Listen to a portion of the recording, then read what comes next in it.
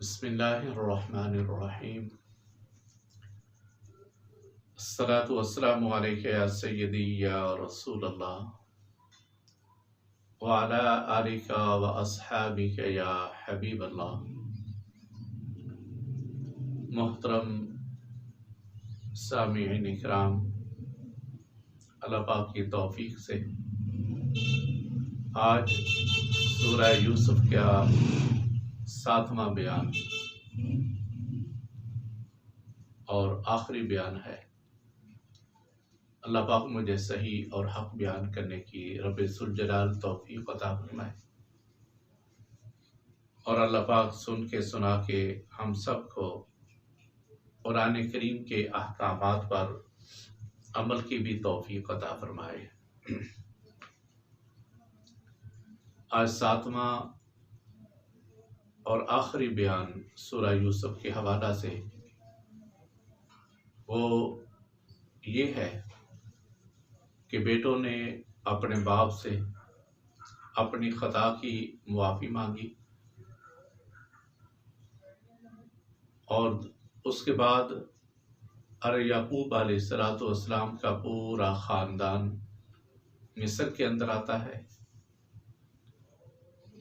اور پھر جیسے ہی یوسف علیہ السلام کے پاس پہنچتے ہیں، اللہ کے نبی یوسف علیہ السلام نے اپنے والدین کو تخت کے اوپر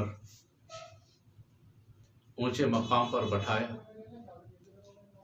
اور سارے آپ کے رفقاء، آپ کے ساتھی جو ساتھ آئے تھے سجدے کے عالم میں گر جاتے ہیں،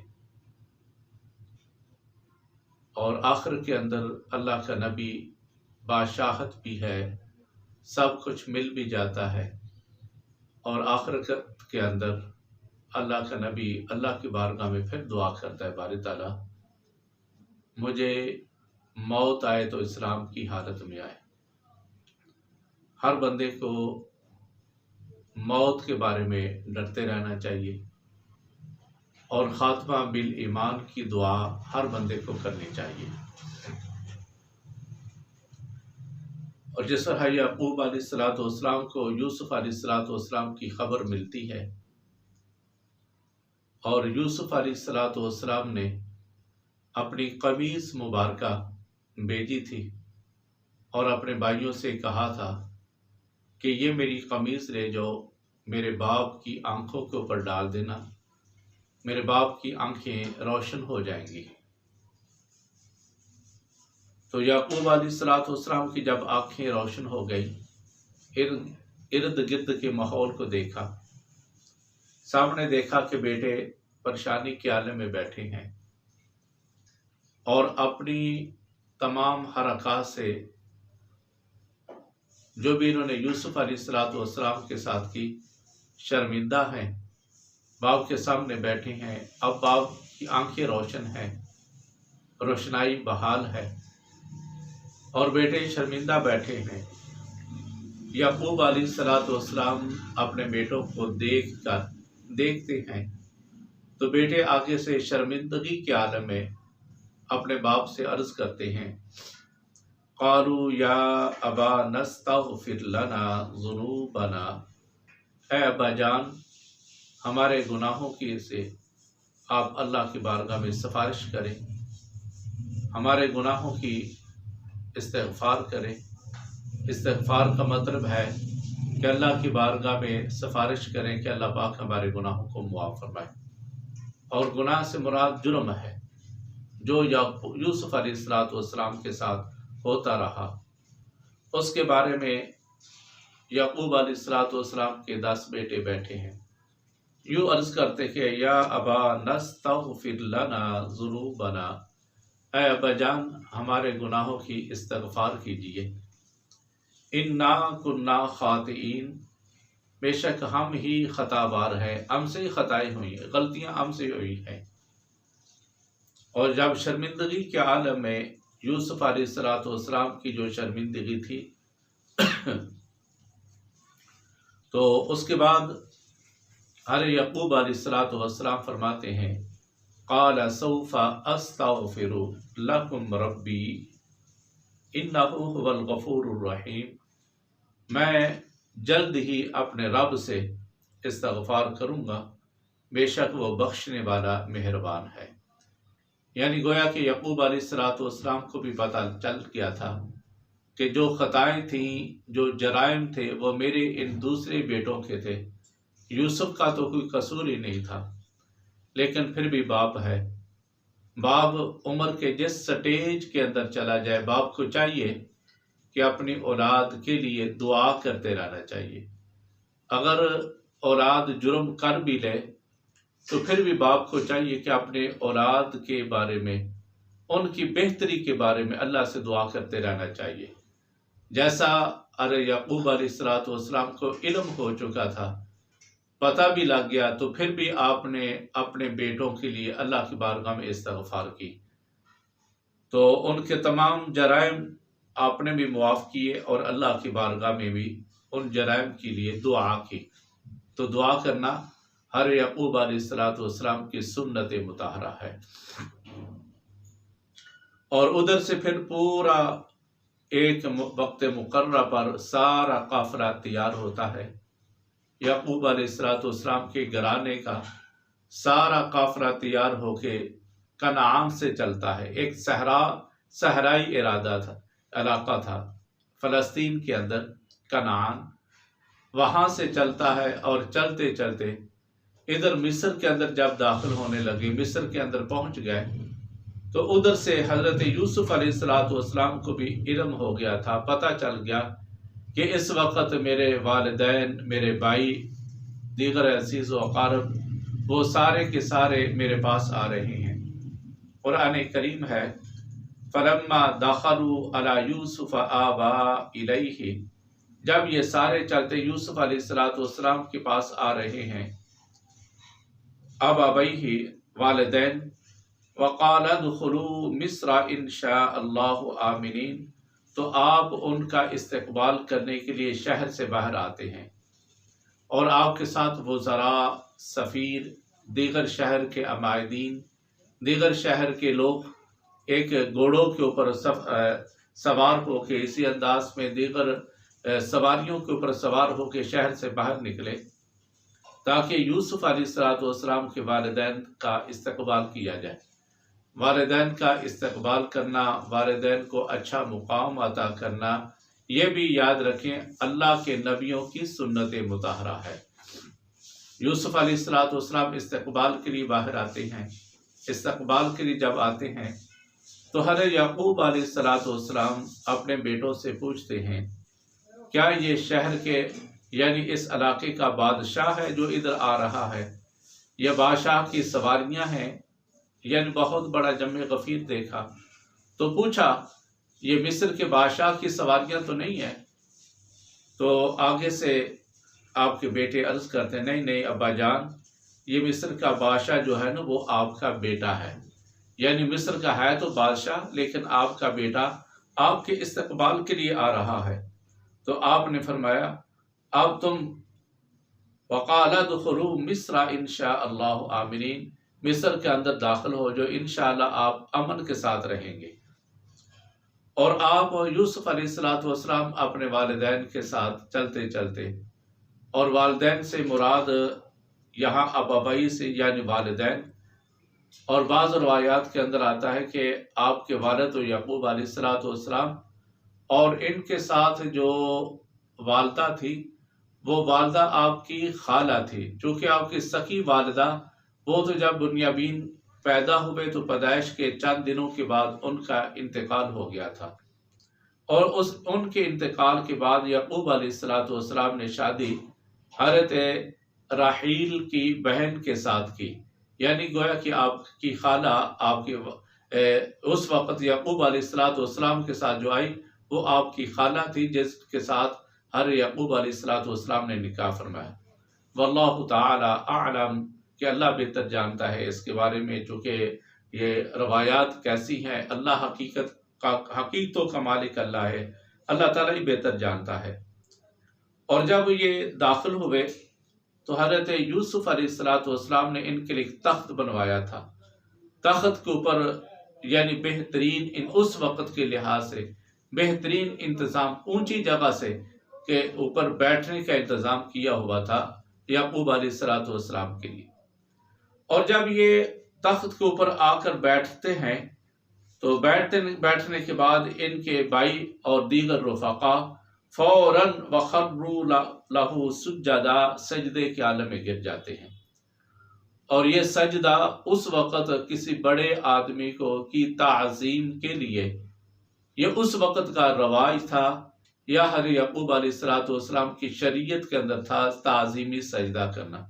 सजदा तो दर हकीकत अल्लाह को ही किया जाता है और ये उस वक़्त की शरीयत के अंदर जायज़ था। वख़र्रू लहू सुज्जदा, जब सारे सजदे के अंदर गिर जाते हैं उस वक़्त अल्लाह का नबी यूसुफ अलैहिस्सलाम अपने वालिदैन अपने बाप से यूँ कहता है वक़ाल या अबाती, ऐ अब्बा जान। यानी बड़ा कुरान करीम ने बड़े अदब के अल्फाज के साथ, यानी इतना अदब जो कि अल्लाह पाक ने कुरान करीम के अंदर बाप और बेटे के बारे में गुफ्तगू फरमाई, बड़ा ही अदब के साथ यूसुफ अलैहिस्सलाम अर्ज करते हैं या अबाते, ऐ अब्बा जान, हासा तअवील रुया मिन क़ब्ल, ये उस ख्वाब की तबीर है जो कि मैंने इससे पहले देखी थी। यानी बचपन का आलम है और बचपन के आलम के अंदर हर यूसुफ जो कि सूरा के शुरू के अंदर जब ये सूरा मुबारका शुरू होती है तो शुरू के अंदर हर यूसुफ अलैहिस्सलाम ने एक ख्वाब देखा था। और वो क्या था? उस वक़्त भी हर इज़ क़ाल यूसुफ लि अबीही, जब यूसुफ अलैहिस्सलाम ने अपने बाप से कहा या अबती, ऐ अब्बा जान, इन्नी रायतु अहदा अशरा कौकबा वश्शम्सा वल क़मरा, मैंने देखा 11, मैंने क्या देखा?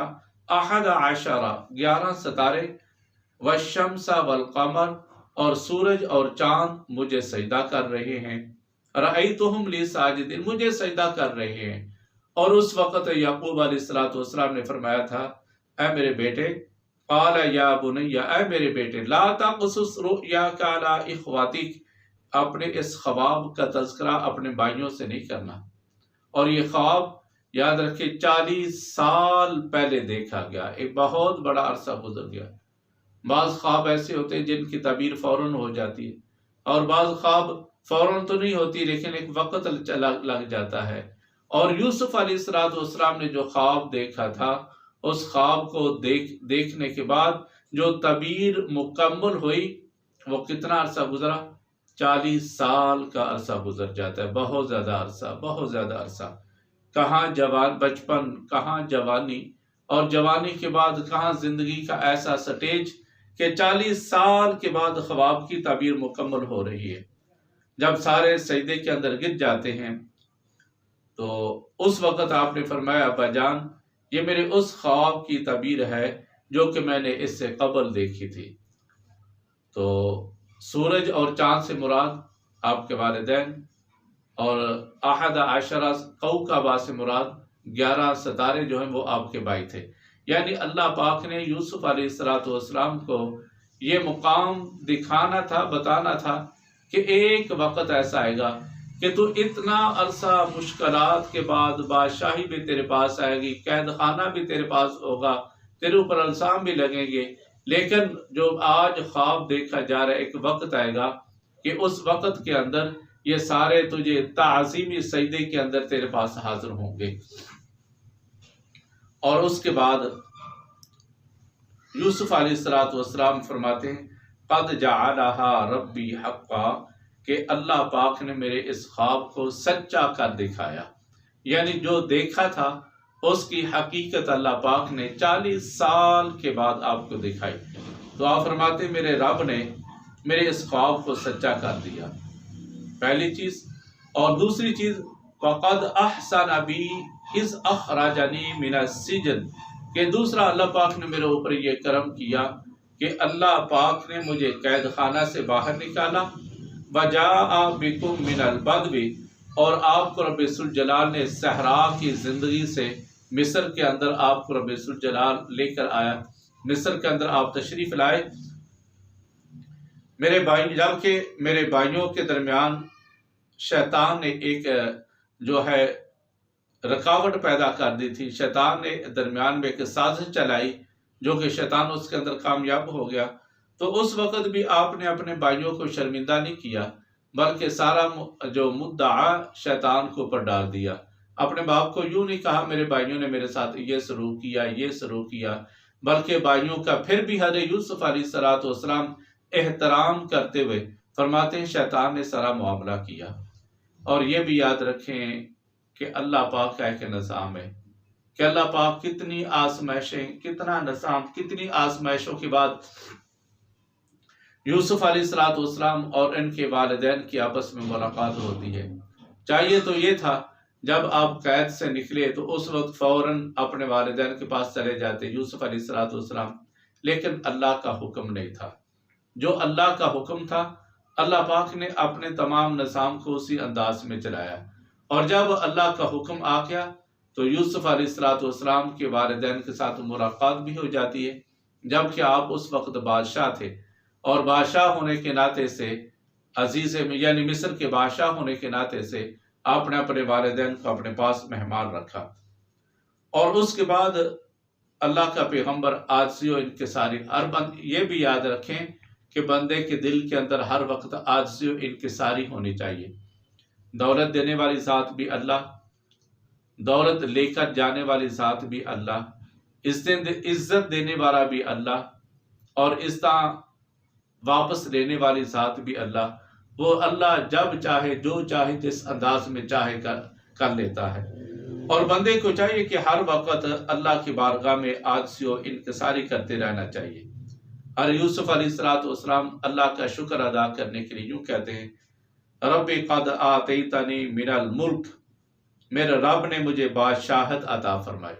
یعنی بڑی عاجزی و انکساری کے ساتھ جو اللہ نے کرم کیا تھا نا، وہ والدین کے ساتھ گفتگو ہو رہی ہے کہ اللہ نے مجھے قید خانہ سے بھی باہر نکالا، اور اللہ نے آپ کو ایک صحرا یعنی کنعان کا علاقہ، مصر کے سامنے کیا تھا، ایک صحرا کا علاقہ تھا، کہ اللہ نے یہ بھی کرم کیا کہ آپ کو صحرا کے علاقہ سے نکال کر مصر کے ایک بہترین ماحول کے اندر رب ذوالجلال لے کر آیا۔ اور پھر فرماتے ہیں کہ اللہ نے رب قد آتیتنی من الملک، میرے رب نے مجھے بادشاہت عطا فرمائی۔ یہ بھی اللہ کا کرم ہے، جس کو پر چاہے اللہ پاک کرم فرما دیتا ہے۔ اور دوسرا کرم پھر آگے، پہلے بھی آپ نے اللہ کا کرم کے بارے میں ارشاد فرمایا، اور اب پھر کہتے ہیں وَعَلَّمْتَنِي مِن تَأْوِيلِ الْأَحَادِيثِ، اللہ کا میرے اوپر ایک اور کرم ہوا، وہ کیا تھا؟ رب ذوالجلال نے مجھے خوابوں کی تعبیر کا علم عطا فرمایا۔ یہی وہ خواب تھے جن کا علم آپ کو رب ذوالجلال نے حضرت یوسف علیہ السلام کو عطا فرمایا تھا، اور ان خوابوں کی تعبیر کے بدولت آپ قید خانہ سے نکلتے ہیں۔ قید خانہ سے نکلنے کے بعد تخت شاہی کے اوپر آ کر بیٹھتے ہیں، اور پھر آپ نے وہ زمانہ بھی جو قحط سالی کا آیا اس کا بھی آپ نے انتظام فرمایا، خوشحالی کا جب زمانہ آیا اس وقت بھی آپ نے انتظام فرمایا۔ تو اللہ کا پھر بھی آپ شکر ادا کرتے ہیں کہ اللہ پاک نے مجھے بادشاہت بھی عطا فرمائی، اللہ پاک نے مجھے خوابوں کی تعبیر کا علم بھی عطا فرمایا۔ اس کے بعد اللہ کی بارگاہ میں التجا کرتے ہیں، اللہ کی تعریف کرنے کے بعد فرماتے ہیں فاطر السماوات والارض، اللہ نے آسمانوں اور زمین کو پیدا فرمایا۔ یعنی پھر بھی اللہ کی بارگاہ میں تعریفی جملے پھر بھی یوسف علیہ السلام فرماتے ہیں، اور اس کے بعد فرماتے ہیں انت ولی فی الدنیا والآخرہ، کہ تو ہی میرا دنیا اور آخرت کے اندر ولی ہے، یعنی تو ہی مجھے میرا دنیا کے اندر بھی باری تعالیٰ میرا مددگار ہے، آخرت کے اندر بھی تو ہی میرا مددگار ہے۔ اور اس کے بعد بڑی عاجزی و انکساری کے ساتھ اللہ کا پیغمبر یوسف علیہ السلام اللہ کی بارگاہ میں عرض کرتا ہے توفانی مسلمہ، اللہ مجھے موت آئے تو اسلام کی حالت میں آئے۔ یاد رکھنا اسلام کی حالت میں خاتمہ بالخیر، اللہ کے نبی نے بھی، سرکار دو عالم صلی اللہ تعالیٰ علیہ وسلم نے بھی خاتمہ بالخیر کے بارے میں دعا کی۔ یعنی انسان زندگی گزارتا ہے، گزارنے کے بعد انسان جس بندے کا خاتمہ بالخیر ہو جائے سمجھو اس کی ساری زندگی بہتر ہو گئی۔ تو خاتمہ بالخیر کے لیے دعا کرنی چاہیے، یوں اللہ کی بارگاہ میں دعا کرنی چاہیے کہ باری تعالیٰ جب موت آئے تو کلمے کی حالت میں کلمہ پڑھتے ہوئے بندہ اس دنیا سے الوداع ہو، اور جب بندے کی موت کا وقت آئے اس وقت اللہ کی بارگاہ میں پہلے سے دعا، بلکہ ہر وقت دعا کرتے رہنا چاہیے۔ اللہ موت آئے تو ایمان کی حالت میں، تو اللہ کا پیغمبر، اللہ کا نبی یوسف علیہ السلام بھی اللہ کی بارگاہ میں یہی التجا کرتے ہیں، یہی دعا کرتے ہیں، توفانی مسلمہ، اللہ مجھے موت آئے تو اسلام کی حالت میں آئے، اور اسلام کے بعد جب میری موت آ جائے، میں دنیا سے چلا جاؤں، تو اس وقت باری تعالیٰ جنت کے اندر کیا ہو، وَأَلْحِقْنِي بِالصَّالِحِينَ، اللہ نیک لوگوں کے ساتھ مجھے ملا دینا، میرا جو تعلق ہے نیک لوگوں کے ساتھ بنا دینا۔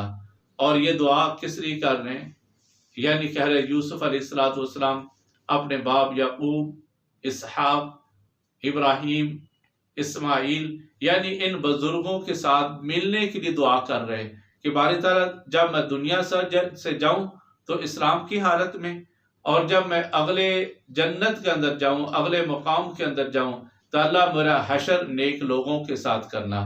تو نیک لوگوں کے ساتھ ملنے کی دعا کرنا اور اسلام کی حالت میں دعا کرنا، یہ اللہ کے نبیوں کی دعاؤں میں سے دعا ہے۔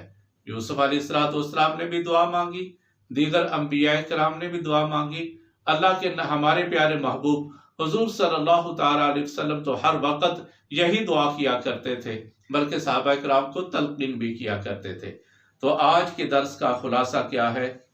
والدین کے ساتھ ادب و احترام کے ساتھ پیش آنا، جیسا کہ یوسف علیہ السلام اپنے باپ کے ساتھ ایک 40 سال کا عرصہ گزر جاتا ہے، 40 سال کے بعد جب ملتے ہیں تو تخت کے اوپر اعلیٰ جگہ کے اوپر بٹھایا جاتا ہے، عزت و احترام کی جاتی ہے، اور پھر اللہ کا شکر بھی ادا کیا جاتا ہے کہ اللہ سب کچھ دینے والی ذات بھی تو ہے، قید خانے سے نکالنے والی ذات بھی تو ہے، اور مجھے یہ مقام یعنی بادشاہی عطا کرنے والی بھی ذات تو ہے، مجھے خوابوں کی تعبیر کا علم بھی عطا کرنے والی ذات تو ہے۔ اب باری تعالیٰ جب میرا آخری وقت ہو، اسلام کی حالت میں ہو، تو ہم سب کو بھی یہ دعائیں کرنی چاہیے۔ سب سے پہلی بات، اپنے والدین کا ادب و احترام، جتنا بھی اپنے والدین کا ادب و احترام کریں وہ اتنا ہی کم ہے۔ آج کل لوگ کے پاس استاد آ جائے، پیر آ جائے یا کوئی اور آ جائے تو لوگ اپنے پیروں کا تو بہت زیادہ احترام کرتے ہیں اور اپنے والدین کو بالکل نظر انداز کر دیتے ہیں۔ یاد رکھیں، سب سے بڑا پیر والدین نے۔ والدین اگر دعا کریں گے تو انشاءاللہ عرش الہی کو ہلا کے اولاد کے لیے وہ اللہ کی بارگاہ میں مقبول ہو جاتی ہیں۔ تو سب سے پہلے اپنے والدین کا ادب و احترام کیا کریں، اور جب والدین راضی ہو جائیں گے تو سمجھو سب کچھ راضی ہو گیا۔ جیسا کہ اللہ کے نبی نے ارشاد فرمایا، اگر کوئی بندہ چاہتا ہے نا اللہ اس سے راضی ہو جائے تو اپنے باپ کو راضی کر لے، جب باپ راضی ہو گیا سمجھو رب راضی ہو گیا۔ اور اسی انداز میں جنت کے اندر جانا چاہتا ہے تو اپنی ماں کو راضی کر لے، ماں راضی ہوگی تو بندے کے لیے جنت کیا ہے؟ ماں کے قدموں کے تلے۔ یعنی دونوں راضی ہو جائیں گے تو انشاءاللہ بندے کے اوپر مشکلات نہیں آئیں گی، رب دنیا کے اندر بھی کرم فرمائے گا، آخرت کے اندر بھی کرم فرمائے گا۔ اور جو آخری بات ہے وہ ہر وقت بندے کو یہ دعا کرنی چاہیے کہ باری تعالیٰ کلمہ نصیب فرمانا، خاتمہ بالایمان فرمانا۔ جب خاتمہ بالایمان ہو جائے گا تو سمجھو ہماری دنیا بھی بہتر ہو جائے گی، ہماری آخرت بھی بہتر ہو جائے گی۔ اللہ پاک ہم سب کو جو کچھ بیان کیا، سن کے سنا کے عمل کی رب ذوالجلال توفیق عطا فرمائے۔ وآخر دعوانا ان الحمدللہ رب العالمین۔ السلام علیکم ورحمۃ اللہ وبرکاتہ۔